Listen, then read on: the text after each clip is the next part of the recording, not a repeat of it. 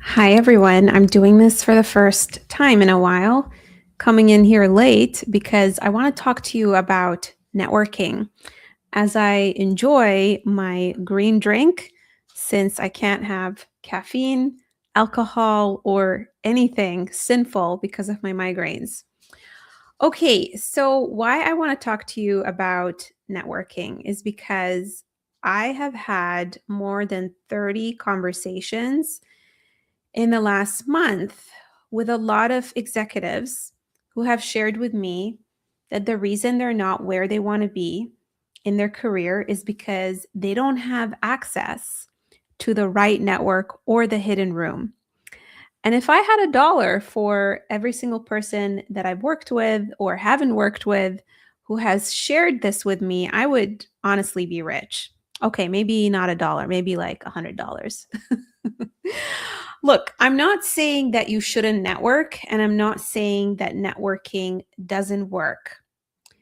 The danger is allowing your existing network to be a barrier when it comes to finding your next role. So, here are situations that I see people in when they tell me that, I feel like I'm in a disadvantage because I don't really know the right people, and this is why I'm not landing the role. The first one is you've been at the same organization for more than 10 years.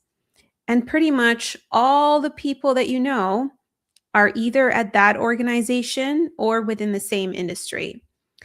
The second one is if you are pivoting industries, let's say you want to go from, I don't know, government to private sector. Like one of my clients, Elisa, she pivoted from uh, nonprofit policy to landing at Meta. And she felt like all the people that she knew were in that world. The third one is if you are new to a country, maybe you relocated, even city, actually. I have a lot of people who tell me that they've moved cities and they've had a tough time landing a role because they did not know anyone in that city. Maybe you're an introvert like me. I've worked with a lot of executives who are quite introverted and they've spent a lot of their career with their head down, letting their work speak for itself, focusing on the delivery, focusing on achieving amazing outcomes. And because of that, they haven't had the chance to expand their network, to build more relationships because they've been busy working. So, my question to you, what do you do? How do you overcome this?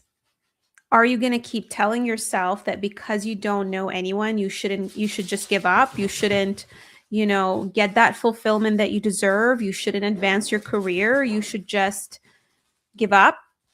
Absolutely not, right? So let's think about how you can access those networks. Because a lot of people come on calls and tell me, "Well, how do I find those hidden networks?" Well, here's the truth. There isn't a magic list of hidden networks. And no one, I don't care who you talk to, no one has a magic formula for you to turn someone that you've never met before into someone who believes you and trusts you.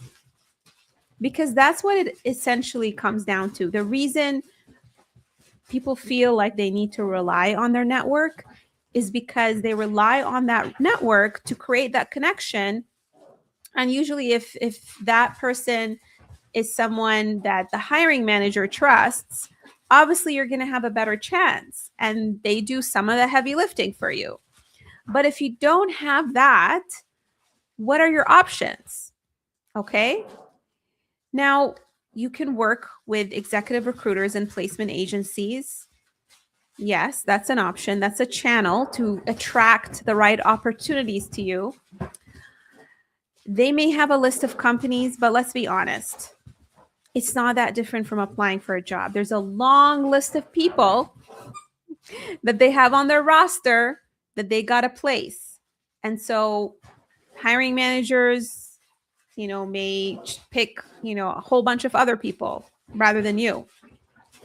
And yes, You can apply for jobs, but we both know, and let's be honest, at your level, especially director level and above, a lot of the jobs are not posted. So, what are your choices? What are your choices? Because you need to create more options for yourself. You can't just, stay where you are. The option that has always helped every single client that I've worked with, more than 1,000 professionals, all the way to C-level. I've worked with directors, I've worked with VP level, I've worked with C-level. I even worked with business owners who wanted more, clients. The magic answer is you need to create options for yourself by becoming great at shifting people's perception of who you are. Okay? So I want you to think of businesses, right? At your level, you need to think of yourself as a business owner because you're an executive, you're a leader. You're not like entry level, you're not intermediate. Think you got to drive your career similar to how an entrepreneur would drive their career. So think of how a business, generates interest, generates demand, generates clients. How they do this is by obviously advertising and putting, talking to people about their services and products.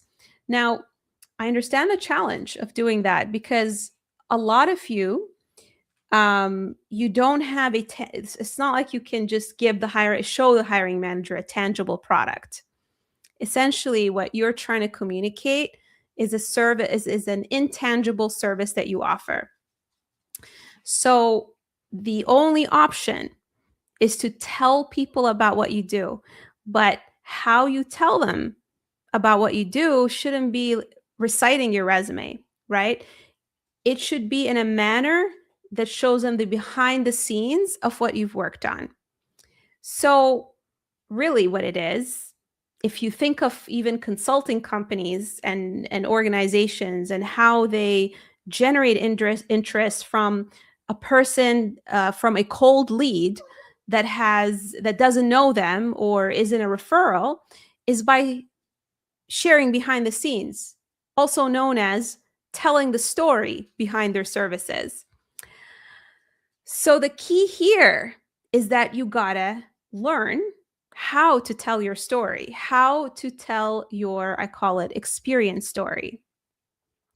So why do people have trouble with this? Because a lot of times I ask, a lot of executives who chat with me, okay, so um, do you get recruiters who view your profile? Do you get interviews? Why aren't you getting interviews? And they say, yeah, but I tried to, apply, or I've gotten interviews, or I've had screening calls, but I couldn't go beyond that. And when I ask them, like, do you feel that you are great at communicating your value in a concise and clear way? And a lot of them say to me, yes, I'm great at it. I don't have problems with it. And then when we sit down and we practice, the answer has so many issues. One, the mistake that I see, and I literally had 2 mock interviews with clients yesterday. One of them was practicing her interview answer with me. And one of the issues that I saw is that there's a lot of jargon and there's a lot of assumption that someone on the outside who doesn't know anything about your organization, doesn't know about the product, doesn't know about the services, doesn't have the context, can actually comprehend the value that you deliver, right?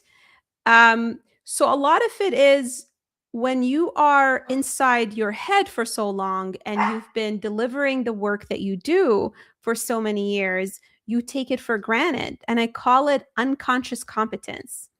It's very difficult to put words to something that you've been doing for so many years.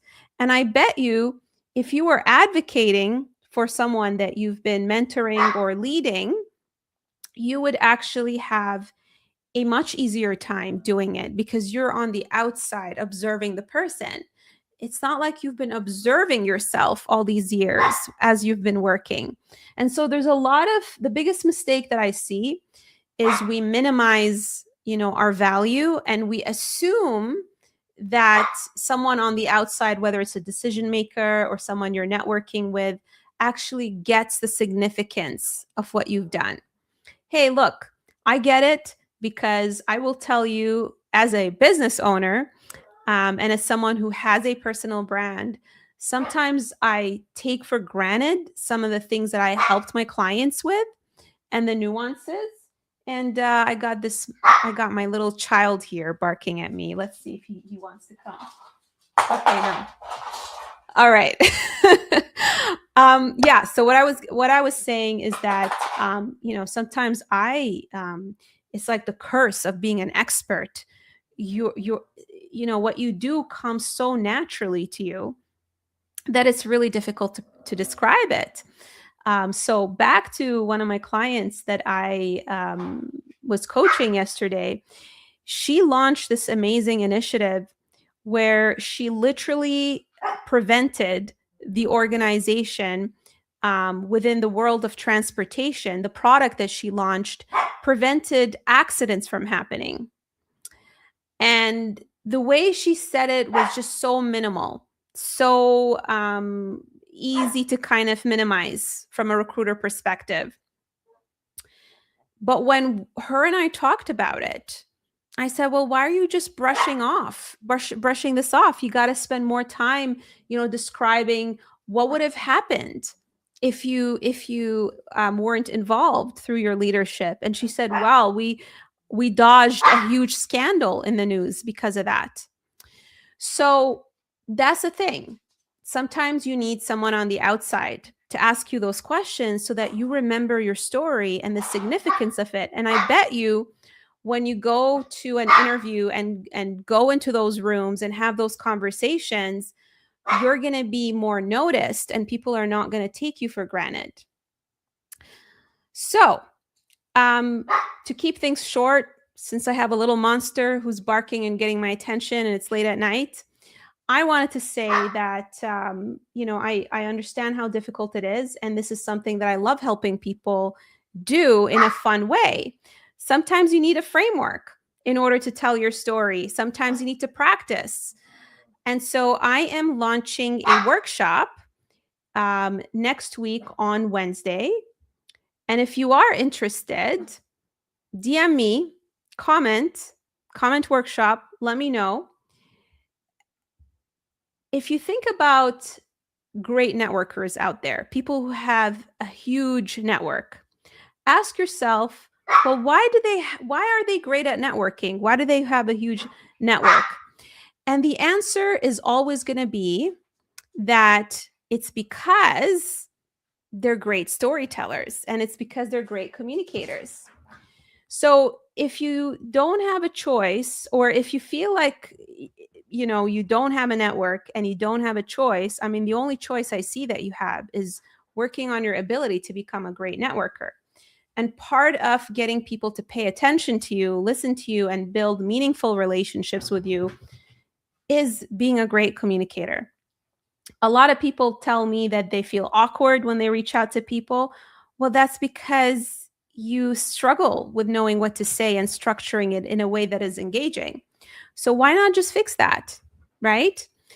So workshop next week on Wednesday at 7 p.m. Eastern.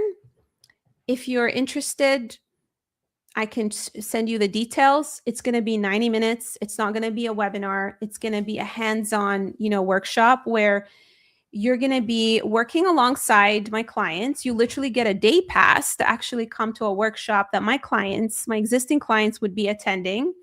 And we would all be working on building an experience story that you feel proud of, that you can use in a networking conversation, that you can use to describe your experience on your LinkedIn profile, on your resume. And honestly, when you learn how to tell your story, it actually increases your confidence and you realize how much value you bring to the table. And it's all about the way you frame it and structure it.